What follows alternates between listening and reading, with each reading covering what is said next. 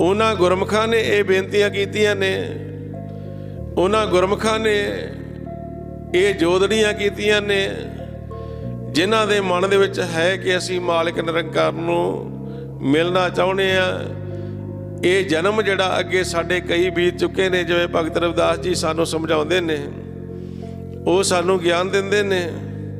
ਬਹੁਤ ਜਨਮ ਵਿਛਰੇ ਥੇ ਮਾਧੋ, ਇਹੋ ਜਨਮ ਤੁਮਾਰੇ ਲੇਖਾ ਹੈ, ਵੀ ਇਹ ਲੇਖੇ ਵਿੱਚ ਲੱਗ ਜੇ ਸਾਡਾ ਜਿਹੜਾ ਇਹ ਜਨਮ ਆ।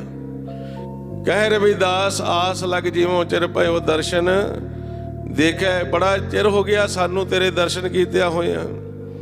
ਉਹਨਾਂ ਗੁਰਮੁਖਾਂ ਨੇ ਇਹ ਅਰਦਾਸਾਂ ਕੀਤੀਆਂ ਨੇ, ਬੇਨਤੀਆਂ ਕੀਤੀਆਂ ਨੇ। ਹੋ ਆਇਆ ਦੂਰੋਂ ਚੱਲ ਕੇ ਮੈਂ ਤੱਕੀ ਤੋ ਸਰਨਾਏ ਜੀਓ, ਵੀ ਬੜੇ ਯੁਗਾਂ ਤੋਂ ਚੱਲੇ ਹੋਏ ਆ, ਸਤਿਯੁਗ ਤੋਂ ਚੱਲੇ ਹੋਏ ਆ, ਤੇ ਕਈ ਯੁੱਗ ਲੰਘ ਗਏ।